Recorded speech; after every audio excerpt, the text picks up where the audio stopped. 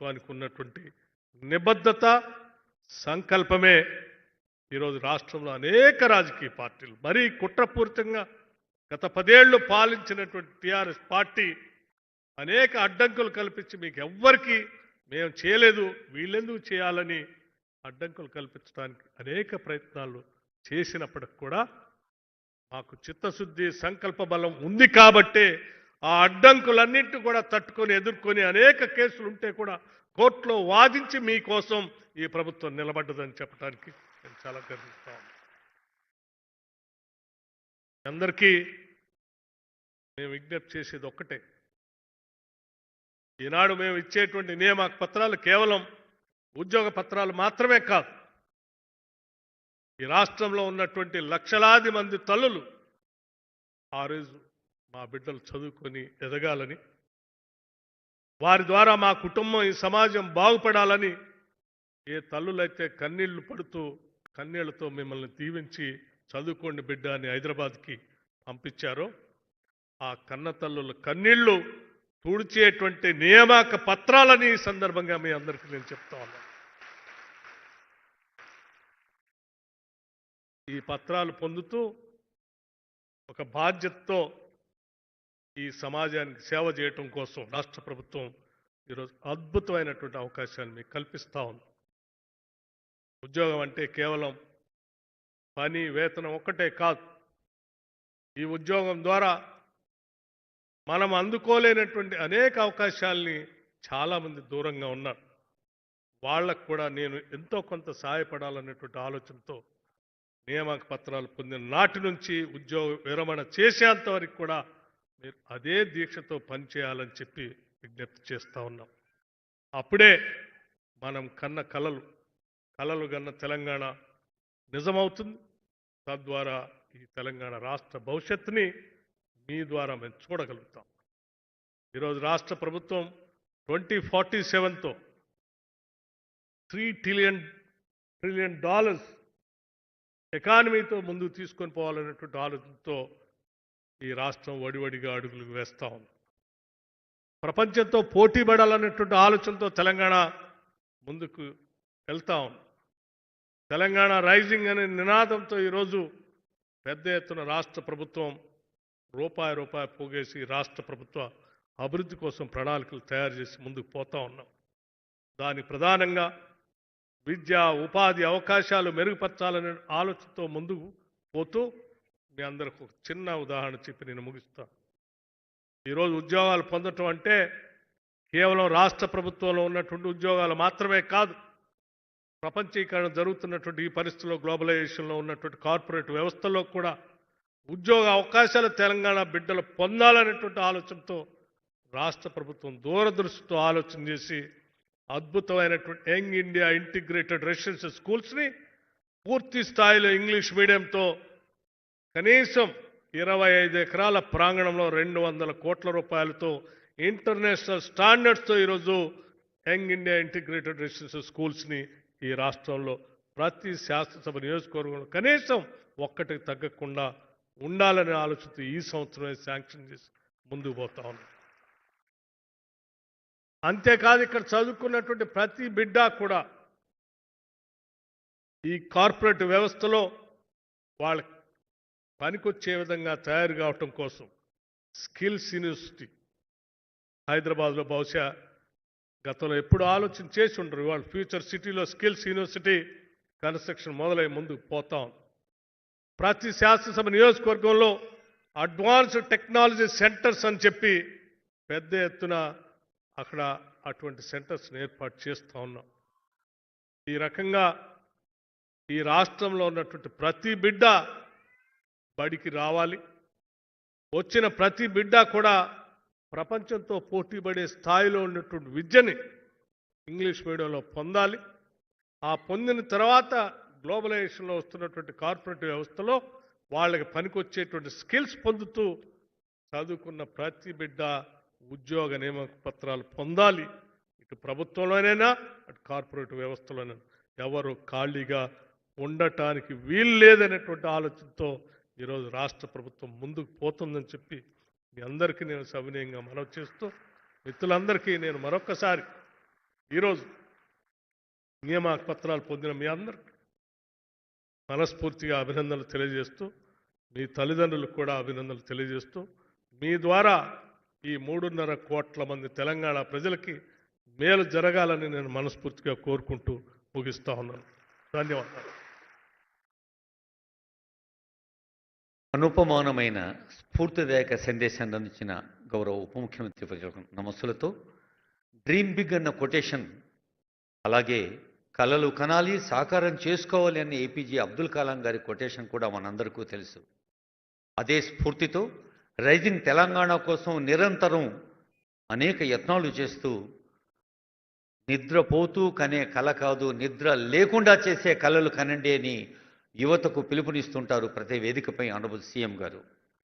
నవోత్సాహ తెలంగాణ నిర్మాణం కోసం ముందుకు సాగమంటున్న మన ముఖ్య అతిథి గౌరవనీయులైన ముఖ్యమంత్రి రేవంత్ రెడ్డి గారి సందేశం.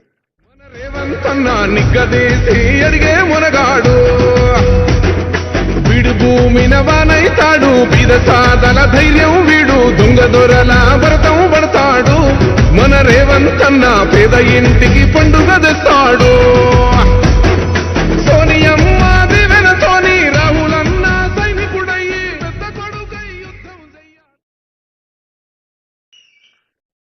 తెలంగాణ రాష్ట్ర ప్రభుత్వ ప్రధాన కార్యదర్శి శ్రీ రామకృష్ణారావు గారి అధ్యక్షతన గ్రూప్ 2 ఉద్యోగ నియామక పత్రాలు అందించాలనే కార్యక్రమాన్ని ఏర్పాటు చేసి, ఈ కార్యక్రమానికి నాతో పాటు ఉప ముఖ్యమంత్రివర్యులు మిత్రులు బట్టి విక్రమార్క గారిని, సహచర మంత్రివర్గ సభ్యులు మిత్రులు పొన్నం ప్రభాకర్ గారిని, ప్రభుత్వ విప్ చీఫ్ విప్ పట్నం మహేందర్ రెడ్డి గారిని, శాసన మండలి సభ్యులను, శాసన సభ్యులను, వివిధ కార్పొరేషన్ల చైర్మన్లను, తెలంగాణ రాష్ట్ర డీజీపీ శ్రీ శివధర్ రెడ్డి గారిని, ఈరోజు నియామక పత్రాలు అందించబోతున్న వివిధ శాఖలకు సంబంధించిన ప్రభుత్వ ఉన్నతాధికారులను, రాబోయే 35 సంవత్సరాలు తెలంగాణ పునర్నిర్మాణంలో భాగస్వాములు కాబోతున్న 783 మంది అధికారులు కాబోతున్న మిమ్మల్ని, మీ తల్లిదండ్రులను, మీ కుటుంబ సభ్యులను ఈ దీపావళి పండుగ సందర్భంగా మీ అందరి కుటుంబాలలో, మీ తల్లిదండ్రుల కళ్ళల్లో 48 గంటల ముందే ఒక వెలుగులు వెలిగి మీ కుటుంబాలలో సంతోషాన్ని ఈరోజు శిల్పకళ వేదికగా తెలంగాణ రాష్ట్ర ప్రభుత్వం ఏర్పాటు చేసింది. మనస్ఫూర్తిగా తెలంగాణ ఉద్యమంలో భాగస్వాములై ఆనాడు ఉస్మానియా కాకతీయ యూనివర్సిటీలలోనే కాకుండా తెలంగాణ జిల్లాలలో ఉన్న కళాశాలలు, యూనివర్సిటీలలో అలుపెరగని తెలంగాణ పోరాటం చేసి ఈ తోటి విద్యార్థులైన శ్రీకాంతాచారి, వేణుగోపాల్ రెడ్డి, ఈశాన్ రెడ్డి, యాదయ్య లాంటి తెలంగాణ యువ విద్యార్థులు తమ జీవితాలను దారబోసి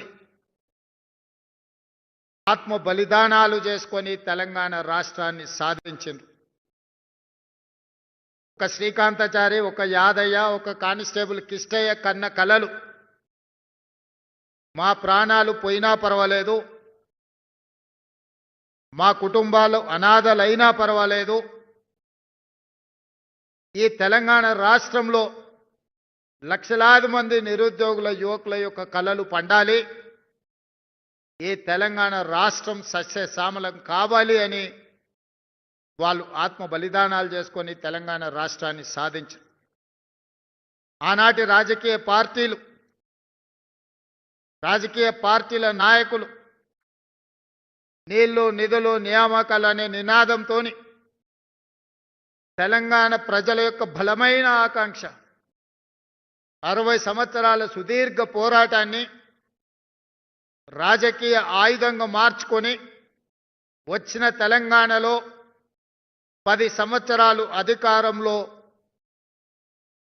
అధికారాన్ని చెలాయించి నిరుద్యోగ సమస్యను పరిష్కరించలేరు. వాళ్ళు, వాళ్ళ కుటుంబ సభ్యులు, వాళ్ళ బంధువర్గము ఆగర్భ శ్రీమంతులు ఎలా కావాలి, నిజాం నవాబుతో పోటీ పడే ప్రపంచంలోనే ఈనాటి భాషలో పోల్చాలంటే అదానీ అంబానీలతో పోటీపడి అల్లుడిని అంబానీ చేయాలి, బిడ్డను బిర్లాను చేయాలి అనే కలలు కంటూ 10 సంవత్సరాలు పరిపాలన కొనసాగించారు. ఏ రోజు కూడా ఒక్క క్షణమైన నిద్రపోయే ముందు గుండెల మీద చేయి పెట్టుకొని ఏ శ్రీకాంతాచారి, ఏ కానిస్టేబుల్ కిష్టయ్య, ఏ యాదయ్య, ఏ ఈశాన్ రెడ్డి, ఏ వేణుగోపాల్ రెడ్డి ఆత్మ బలిదానాలు చేసుకొని తెలంగాణ సాధించినరో వాళ్ళ లక్ష్యమేందో అని ఆలోచన చేసినుంటే మీ ఉద్యోగ నియామకాలు 7-8 సంవత్సరాల క్రితమే జరిగిపోయి ఉండేవి. ఈనాడు తెలంగాణ పునర్నిర్మాణంలో మీరు సీనియర్ అధికారులుగా ఈ ప్రభుత్వంలో బాధ్యత వహించి ఉండేవాళ్ళు. కానీ ఏ రోజు మీ గురించి కానీ వాళ్ళు నినదించిన నీళ్లు నిధులు నియామకాల విషయంలో చిత్తశుద్ధితో పనిచేసి ఉంటే నీళ్లకు సంబంధించిన కాళేశ్వరం కూలేశ్వరం అయి ఉండేది కాదు. ఈనాడు 1,00,000 కోట్లు గోదావరిలో పోసి నిర్మించిన కాళేశ్వరం కట్టడం కూలడం 3 సంవత్సరాల్లోనే జరిగిపోయింది. చరిత్రలో ఇట్లాంటి దుర్ఘటన, ఇట్లాంటి దురదృష్టకరమైన సందర్భం ఏ దేశంలో, ఈ దేశంలో ఉన్న రాష్ట్రాలే కాదు, ఏ దేశంలో కూడా ఇట్లాంటి పరిస్థితులు రాలేదు. నిధులకు సంబంధించి మీకు తెలుసు, ఆమోదులో 1 ఎకరానికి ₹1 కోటి పండించే విద్య ఆ నాయకులకు తెలిసినప్పుడు తెలంగాణ రాష్ట్ర రైతాంగానికి ఆ విద్య ఎందుకు నేర్పలేదు?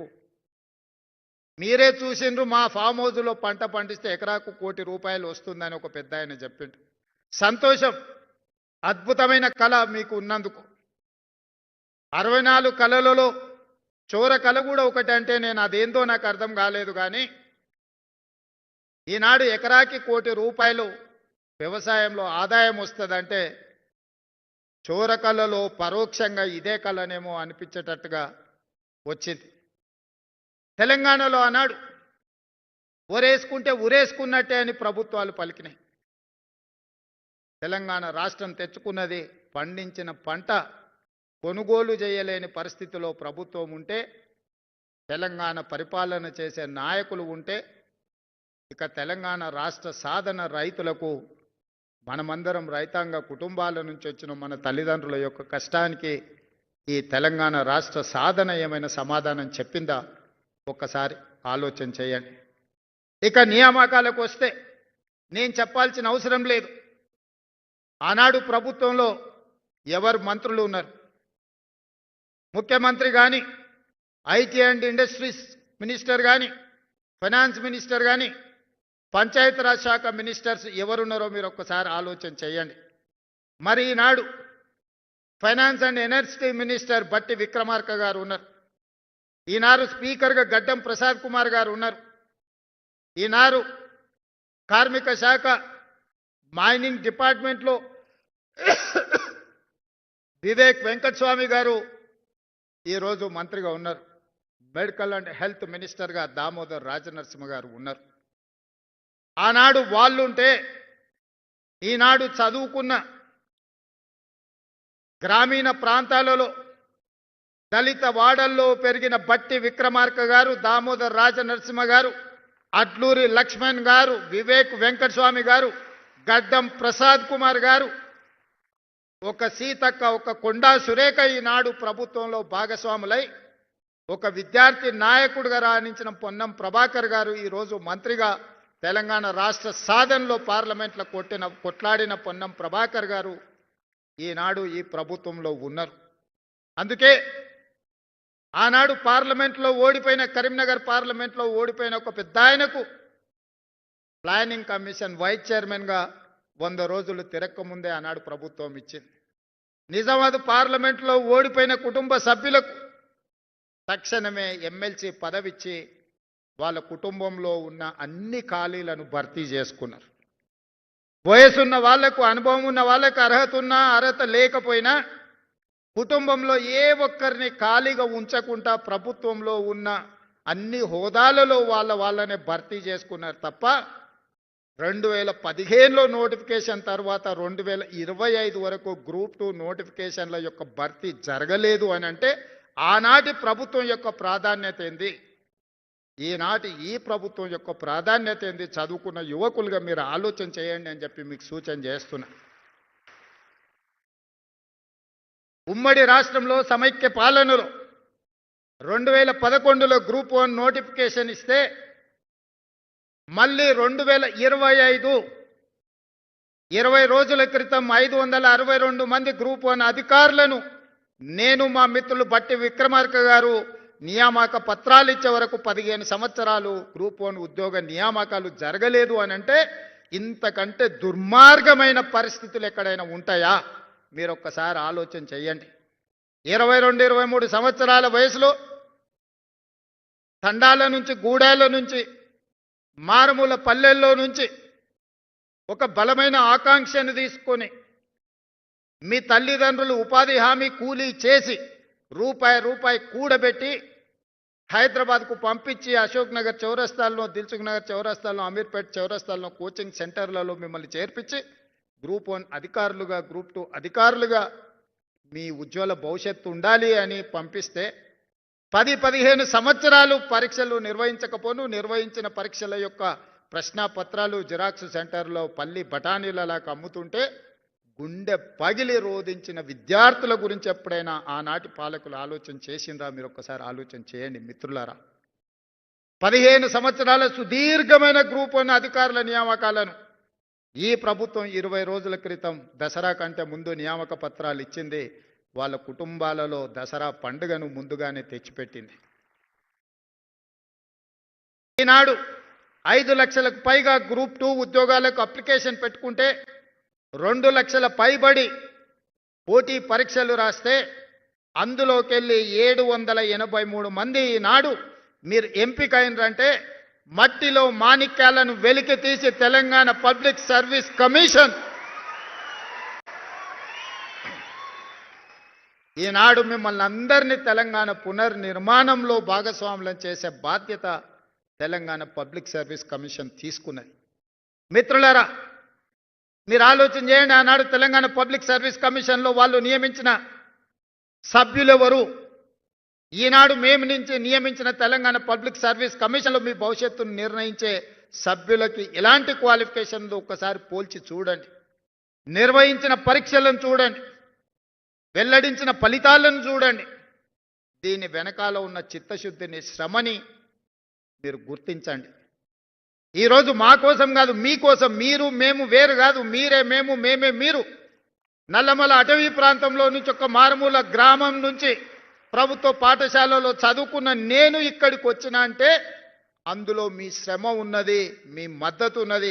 మీరందరూ అండగా నిలబడబట్టి ఒక జిల్లా పరిషత్ మెంబర్గా, ఎమ్మెల్సీగా, ఎమ్మెల్యేగా, ఎంపీగా, పార్టీ ప్రెసిడెంట్గా, తెలంగాణ రాష్ట్ర ముఖ్యమంత్రిగా ఒక 15-16 సంవత్సరాలలో ఇక్కడి చేరి ఇవాళ ఈ శిల్పకళ వేదికలో వందలాది మంది అధికారులకు నియామక పత్రాలు ఇచ్చే హోదా వచ్చింది అనంటే మీ తల్లిదండ్రుల ఆశీర్వాదము, మీరు అండగా నిలబడబట్టి గ్రామాలలో మీరే కథానాయకులే నడిపించి మీరే ఒక రేవంత్గా మారి మొన్నట జరిగిన ఎన్నికల్లో మీరు అండగా నిలబడ్డారు. కాబట్టే ఈనాడు ఇందిరమ్మ రాజ్యం ప్రజాపాలనని మేము ఏర్పాటు చేసి ఈ సమస్యల్ని పరిష్కరించినాం. ఈ సమస్యను మీ సమస్యగా చూడలే. ఈ సమస్యను మా సమస్యగా, మన సమస్యగా, గ్రూప్ 1 పరీక్షల ఫలితాల పట్ల ఎన్ని రకాల చిక్కులను ఎదుర్కోవాల్సి వచ్చిందో, ఎన్ని రకాల ఆరోపణల్ని, చౌకబారు రాజకీయ విమర్శలను ఎదుర్కొన్నామో మీరు చూశారు. గ్రూప్ 1 ఉద్యోగాలకు రేవంత్ రెడ్డి 2 కోట్లు 3 కోట్ల రూపాయలు తీసుకున్న ర్యాంక్ వచ్చిన వాళ్ళు అని అంటే ఆ ర్యాంకర్స్ వాళ్ళ ఇంటి పరిస్థితులు చూపించారు. తండ్రులను కోల్పోయి తల్లి లేకపోతే అమ్మమ్మ దగ్గర చదువుకున్న వాళ్ళు మాకు గుడిసెనే లేదు, కోటి అంటే ఎట్లుంటుంది సార్ ఎన్నడన్నా మేము చూసినామా? మా చదువును, మా జ్ఞానాన్ని, మా శీలాన్ని శంకించే అధికారం మీకు ఎవరిచ్చినని వాళ్ళు కంటతడి పెట్టుకున్నప్పుడు నిజంగానే నాకు చాలా ఆవేదన కలిగింది. ఇంత దుర్మార్గమైన పరిస్థితిలో ఈరోజు గత పాలకులు కల్పిస్తున్నారు. ఏది ఏమైనా ఈ సమస్యలను పరిష్కరించాలి, చిక్కుముళ్ళను విప్పాలి, చీకటి రోజులు పోవాలి, వాళ్ళ జీవితాలలో వెలుగు నింపాలి అని గ్రూప్ 1 సమస్యను పరిష్కరించి ఇదే వేదికగా నియామక పత్రాలు ఇచ్చిన. వాళ్ళకంటే ముందే మీకు ఇచ్చి ఉండొచ్చు. కానీ గ్రూప్ 2లో ఈనాడు గ్రూప్ 1లో సెలెక్ట్ అయిన వాళ్ళు చాలా మంది సెలెక్ట్ అయినారు. ఒక్కసారి వాళ్ళ గ్రూప్ 2 ఉద్యోగాలు ఇచ్చిన తర్వాత గ్రూప్ 1 ఇస్తే ఈ ఖాళీలు మళ్ళీ నోటిఫికేషన్కి వెళ్ళాల్సి వస్తుంది. ఎందుకు మొదట గ్రూప్ 1 ఇచ్చినాం, గ్రూప్ 1లో సెలెక్ట్ అయినాక మిగిలిన అన్ని ఖాళీలను ఇవాళ గ్రూప్ 2గా మిమ్మల్ని భర్తీ చేస్తున్నా అంటే మీకు ర్యాంక్ వచ్చి కూడా ఒకవేళ అందులో ఉన్న వాళ్ళు ఇందులోకి వస్తే మీకు అవకాశాలు కోల్పోతాయి. కాబట్టి మీ అవకాశాలు పోకూడదు, మళ్ళీ నోటిఫికేషన్ ఇస్తే ఆలస్యం అవుతాయి అన్నారు. మీరు ఎంపిక అవుతారో కారో అని మీ బాధ నా బాధగా ఆలోచన చేసి మొట్టమొదట గ్రూప్ 1 నియామకాలు చేపట్టి ఇవాళ గ్రూప్ 2 నియామకాలు ఇస్తున్నా. మీ తర్వాత గ్రూప్ 3 నియామకాలు ఇస్తా, ఆ తర్వాత గ్రూప్ 4 నియామకాలు ఇస్తా. ఇవన్నీ కలిపితే దాదాపుగా 11,000 నియామకాలు. మొదటి సంవత్సరంలోనే 60,000 ప్రభుత్వ ఉద్యోగ నియామకాలు, టీచర్ల నుంచి కానిస్టేబుల్ల వరకు, ఇంజనీర్ల నుంచి డాక్టర్ల వరకు 60,000 ఉద్యోగాలు మొదటి సంవత్సరంలోనే ఇచ్చిన. ఇదే కాదు, ఎస్సీ వర్గీకరణ 30 సంవత్సరాల సుదీర్ఘమైన పోరాటం, దానికి ఒక శాశ్వత పరిష్కారాన్ని ఎస్సీ వర్గీకరణకు చూపించినాం. జనగణనలో కులగణన 100 సంవత్సరాల సమస్య, ఆ సమస్యకు 16 నెలల్లోనే పరిష్కారం చూపించి ఫిబ్రవరి 4ను సోషల్ జస్టిస్ డేగా ఈనాడు జరుపుకుంటున్నాం. దేశంలో ఎక్కడా లేని జనాభా లెక్కలు, ఆ జనాభాలో కుల లెక్కలు, ప్రతి కులానికి సంబంధించిన ప్రజలకు ఈ వివరాలను సేకరించిన రాష్ట్రం మొట్టమొదటి రాష్ట్రం తెలంగాణ రాష్ట్రం. ఇవాళ మేము ఆ కార్యక్రమాన్ని చేయడం ద్వారా కేంద్ర ప్రభుత్వం మీద ఒత్తిడి తీసుకొచ్చి రేపు జరగబోయే 2026 జనగణనలో కులగణనను చేర్చాల్సిన పరిస్థితి ప్రధానమంత్రి గారికి కల్పించి దేశానికే తెలంగాణ రాష్ట్రం ఆదర్శంగా నిలబడ్డదని ఈరోజు మీ అందరికీ నేను గర్వంగా చెప్పదలుచుకున్నాను. ఇవన్నీ ఇలా చేయగలుగుతున్నాం. ఎన్ని ఆరోపణలు చేసిన 10 సంవత్సరాలు పరిపాలన చేసిన వాళ్ళు, 10 సంవత్సరాల అధికారాన్ని చెలాయించిన వాళ్ళు అడ్డుపడుతూ అక్రమంగా సంపాదించిన సంపదతోని ఎక్కడ పడితే అక్కడ కేసులు వేస్తూ పిటిషన్లు పెడుతూ వీధులెక్కి రాద్ధాంతం చేస్తూ సోషల్ మీడియాలో పెట్టుబడులు పెట్టి బురద జల్లే కార్యక్రమాన్ని చేస్తున్నారు. ఆనాడు ఎన్నికల కంటే ముందు మీరే బాధ్యత తీసుకొని ప్రచారం కల్పించి ప్రజలకు మేము చెప్పిన అంశాలను చేరవేసింది. అధికారంలోకి వచ్చిన తర్వాత అన్నకు అధికారం వచ్చింది, ఇప్పుడు మా అవసరం లేదని మీరు అందరూ అనుకుంటున్నట్టు ఉన్నారు. అది కాదు. ఈరోజు మన సమస్యల్ని మనమే పరిష్కరించుకోవాలి, మనం చేసిన మంచి పనుల్ని ప్రజలకు మనమే వివరించుకోవాలి. నాకంటూ ప్రత్యేకమైన సైన్యం లేదు, ప్రత్యేకమైన వ్యవస్థ లేదు. నా వ్యవస్థనే మీరు, ఆ వ్యవస్థలో మీరే సభ్యులు, కుటుంబ సభ్యులు. రేపటి నుంచి మీరు కూడా నిన్నటి వరకు మీరు సామాన్యమైన నిరుద్యోగ యువకులు మీ తల్లిదండ్రుల ముందు కానీ, మీ గ్రామ ప్రజల ముందు కానీ, మీ బంధువుల ముందు ఈ రోజు నుంచి మీరు ఆఫీసర్స్, మీరు ఈరోజు ఆఫీసర్గా డిజిగ్నేట్ కాబోతున్నారు. మీ జీవితంలో మీ బర్త్డే మీకు ఎంత ఇంపార్టెంటో, మీ జీవితంలో ఈరోజు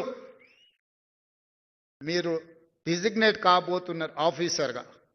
ఈరోజు మీకు అందించబోయే నియామక పత్రం ప్రభుత్వ ఉద్యోగం కాదు, ఇదొక భావోద్వేగం. ఈ భావోద్వేగం తెలంగాణ పునర్నిర్మాణ భవిష్యత్తును 2047 తెలంగాణ రైజింగ్ విజన్ డాక్యుమెంట్ను మీరు ముందుకు నడిపించడానికి ఈరోజు ఈ బాధ్యతను నియామక పత్రము ద్వారా మీ చేతుల్లో పెడుతున్న దీన్ని భద్రంగా కాపాడి 2047కి దేశంలోనే $3 ట్రిలియన్ ఎకానమీగా ఈ తెలంగాణను తీర్చిదిద్దే బాధ్యత మీది. ఆనాడు నేను అధికారంలో ఉంటానో ఉండనో నాకు తెలియదు, కానీ మీరందరూ ఆనాడు అధికారులుగా ఉంటారు. మీదే బాధ్యత తెలంగాణ రైజింగ్ 2047 విజన్ డాక్యుమెంట్ని ఈరోజు నిలబెట్టి ఆనాటికి కాపాడి $3 ట్రిలియన్ ఎకానమీగా ఈ తెలంగాణ రాష్ట్రాన్ని అభివృద్ధి చేసే బాధ్యత మీది. ఈరోజు మీకు ఇచ్చే బాధ్యత, ఈరోజు మీకు ఇచ్చే నియామక పత్రము, ఇది తెలంగాణ యొక్క బాధ్యతను మీకు అప్పజెప్తున్నాం. ఇది గాజు అద్దం లాంటిది, మీరు కింద పడేస్తే పగిలిపోతుంది. ఈరోజు తెలంగాణ గుండెకాయ సచివాలయంలో పనిచేయడమే కాదు, మారుమూల ప్రాంతాలలో మీరు పనిచేయబోతున్నారు. రేపటి నుంచి మా ఆడపిల్లలు అందరూ అత్తగారింటికి పోతారు, ఉద్యోగం వచ్చింది కాబట్టి పెళ్లి చేసుకొని. వాళ్ళ జీవితంలో అత్తామామలు వస్తారు. మరి అత్తమామలనే చూసుకోవాలి, తల్లిదండ్రులను చూసుకునే బాధ్యత లేదా అని మీరు అనుకుంటే, ఈనాడు తల్లిదండ్రులు కొడుకైనా బిడ్డైనా సమానంగా చూసుకుంటారు. మా ఆడపిల్లలందరికీ నేను సూచన చేస్తున్నా, మీరు అత్తగారింటికి వెళ్ళిన అమ్మ నాయనను మంచిగా చూసుకోండి, మీరు బాధ్యతగా తీసుకోండి. ఇక మా సోదరులకు చెప్తున్న, కట్నాలు వస్తాయి, కార్లు వస్తాయి, అత్త మామ వస్తారు. ఇప్పటి వరకు ఉన్న అమ్మ నాయననేమో చేదవుతారు, కొత్తగా వచ్చిన అత్త మామనేమో తీపి అవుతారు. నేను చాలా మందిని చూస్తున్నా. అత్త మామను మంచిగా చూసుకోవద్దని నేను అనను, మీ కట్టుకున్న సతీమణితోని మీరు బాగుండొద్దని నేను చెప్పను. కానీ మీరు అధికారులు అయినంటే మీ తల్లిదండ్రుల యొక్క కష్టము శ్రమ, వాళ్ళ రక్తాన్ని చెమటగా మార్చి మిమ్మల్ని భుజాల మీద మోసింది కాబట్టి ఇవాళ మీరు అధికారులు అయ్యింది. మీ తల్లిదండ్రులను మరవకండి, వచ్చిన ఊరును కన్న తల్లిదండ్రులను మరవకండి, మన నేపథ్యాన్ని మరవకండి. మీరు ఏ కుర్చీలో కూర్చున్నా మీ ఎదురుకు వచ్చి నిలబడ్డ ఒక పేదవాడు మీ కళ్ళల్లో మీ తల్లిదండ్రులే ఒక అధికారి దగ్గర పోయి నిలబడితే ఏం పరిస్థితి ఉంటుందో మీరు అది ఒక్కసారి ఆలోచనలకు తెచ్చుకోండి. నిస్సహాయంగా మన దగ్గరకు వచ్చేవాడికి సహాయం చేయడమే మన బాధ్యత. ఈరోజు మీకు ఇస్తున్న అధికారం నిస్సహాయులకు సహాయంగా అండగా నిలబడే అధికారం ఈరోజు ఈ ప్రభుత్వం ఇస్తుంది. నేనైనా మీరైనా మనమైనా నిస్సహాయులకు సహాయం అందించడమే మన బాధ్యత. కన్న తల్లిదండ్రులను, పుట్టి పెరిగిన సొంత ఊరిని అభివృద్ధి చేసుకోవడం మన బాధ్యత. మీరు అంకితమవుతారని నాకు సంపూర్ణమైన విశ్వాసం ఉన్నది. మీ అందరి పట్ల నాకు నమ్మకం ఉన్నది. మీరందరూ పెద్ద ఎత్తున చప్పట్లు కొట్టి నాకు మాట ఇవ్వాల్సిందిగా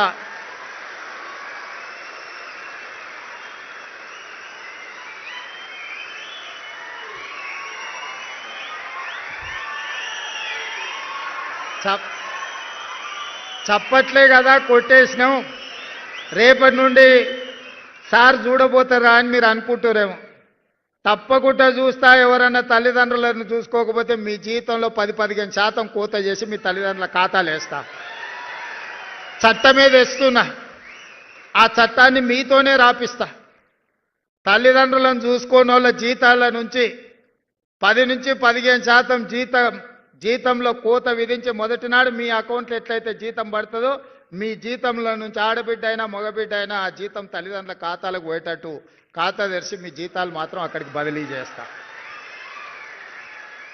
అది చట్టం చేస్తా, ఆ చట్టం మీతోనే రాపిస్తా. సెక్రటేరియట్లకు ఎవరు వస్తున్నారు? రామకృష్ణారావు గారు, మనం ఒక కమిటీ వేయండి కొత్త ఆఫీసర్లతో ఆ చట్టం రాపిచ్చే దాంట్లో.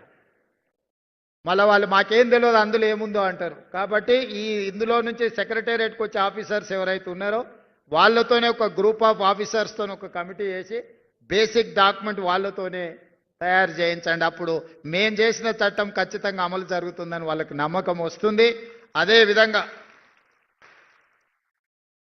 గతంలో ఉన్న పరిస్థితిని ఒక చిన్న ఉదాహరణ ద్వారా మీకు చెప్పదలుచుకున్నాను. ఎందుకంటే రేపటి నుంచి మీరు చూడబోతున్నారు కాబట్టి. త్రిలింగ దేశం అని ఒక దేశం ఉండేది. ఆ దేశానికి రాజు చంద్రసేనుడు. ఆ చంద్రసేనుడికి ఓ కొడుకు ఓ అల్లుడు ఉన్నాడు, రామసేనుడు హరిసేనుడు. రామసేనుడికి ఒకటే కోరిక, ఎట్లన్నా చేసి చంద్రసేను నా కృషిలో నుంచి దొబ్బి కింద పడేసి అందులో కూర్చోవాలి. దానికోసం అన్ని రకాల ప్రయత్నాలు చేసిండు. ఇంట్లో అమ్మతో చెప్పించండు, భార్యతో చెప్పించండు, చుట్టాలతో చెప్పించండు, తండ్రికి ఎన్ని చెప్పించినా ఇంక ఇది జరుగుతలేదు. చూసి చూసి చూసి ఇక ఎక్కడ జరుగుతలేదని చెప్పి ఏం చేయాలని ఆలోచన చేస్తుంటే ఆయనకు హరికర వేణుగోపాలరావు గారిని పెద్ద మనిషి ఎదురైండు. అయ్యగారు ఎట్లా మరి నా కోరిక నెరవేర్తలేదు, ఏం చేయాలంటే ఇట్లయితే కుదరదాయా, నువ్వు జర గట్టిగా తపస్సు చెయ్యి, తపస్సు చేస్తే దేవుడు ప్రత్యక్షమవుతాడు, ఇక నువ్వు దేవుని కోరుకుంటే మాత్రం నీ కోరిక నెరవేరేటట్టు ఉంది అని సూచన చేసిండు. సరే మంచిదని ఎత్తుకుతే ఆదిలాబాద్లో 1000 ఊడల మర్రి కనిపించింది. ఇది అయితే బాగుంటుంది తపస్సు అని. రామసేనుడు పోయి 1000 ఊడల మర్రి కింద కూర్చొని ఇక కఠోరమైన తపస్సు తంత్రాలన్నీ చదువుతుంటే ఇక మొత్తం త్రిలింగ దేశంలో ఉన్న అందరికీ నిద్రలేని పరిస్థితులు వచ్చినాయి. ఈ లోపల హరిసేనుడుకు పొన్నం ప్రభాకర్ లాంటి మిత్రులు చెప్పిన మీ బావమర్దాడ తపస్సు చేస్తున్నాడు, కుర్చీ పోయేటట్టే ఉంది, మరి నీ సంగతి ఏంది అని. అమ్మ ఇదేదో ప్రమాదానికే వచ్చేటట్టున్నా ఆయన కూడా ఆడిపోయింది, ఏం చేస్తుండో బామారిది చూద్దామని. చెట్టు కింద బామారిది మర్రి చెట్టు కింద కూర్చొని కఠోరమైన తపస్సు చేస్తున్నాడు. బావ జర తెలియకల్లోడు, దేవుడు అనేటోడు పైనుంచే కిందికి వస్తాడు కదా ప్రత్యక్షమైతే అని మర్రిచెట్టు ఎక్కి మర్రిచెట్టు మీద కూర్చొని ఆయన కూడా తపస్సు కూర్చున్నాడు. వస్తా వస్తా ఫస్ట్ నా దగ్గరికి వస్తాడు కదా, మనమే ముందుగాల దేవునితో మాట్లాడదామని. నిజంగానే మర్రిచెట్టు ఎక్కి కూర్చొని ఆయన కూడా ఇక కఠోరమైన తపస్సులు ఆయన భాగస్వామి అయ్యాడు. ఇక దేవుడికి కూడా నిద్ర భంగం కలిగి ఇలా సంగతి ఏందో చూద్దామని రానే వచ్చిండు. వచ్చేటప్పుడే మధ్యలో హరిసేనుడు కల్పించడు. ఏం భక్త చాలా తపస్సు చేస్తున్నావు, ఏంది నీ కోరిక అని. హరిసేనుడికి అనుమానం వచ్చింది. నేను ఏం కోరినా కింద వాడు బామర్ది ఇంకేం కోరుకుంటాడో తెలియదు, ఈయన సంగతి చెప్తుండని. ఏం లేదు దేవుడా, నాకు కన్ను ఓడు అని అడిగాడు. ఆయన అడిగాడు, నువ్వు ఇంత తపస్సు చేసింది నీ కన్ను పొడిపించుకోవడానికి అని. నేను చెప్తా కదా దాని వెనకాల ఉన్న మతలబు, నువ్వైతే పొడువు అన్నాడు. ఓకే నీ కోరిక నెరవేర్చాను. ఒక కన్ను ఓడిచాడు. పొడిచి ఇంకా కిందికి వచ్చాడు రామసేనుడి దగ్గరికి, బావమారి దగ్గరికి. బావమారిదికి బావ మీద అనుమానం, వీడు తెలుగు కల్లోడు తెలుగు ఆలోచన చేస్తాడని. సరే మంచిదని ఆలోచన చేసి రామసేనుని కూడా అడిగింది దేవుడు, ఏంది నీ కోరిక అని. ఇక ఎక్కువ ఆలోచన చేస్తే మనకు అసలే తెలివి తక్కువ, ఎక్కువ ఆలోచన చేస్తే అనవసరమైన నష్టం.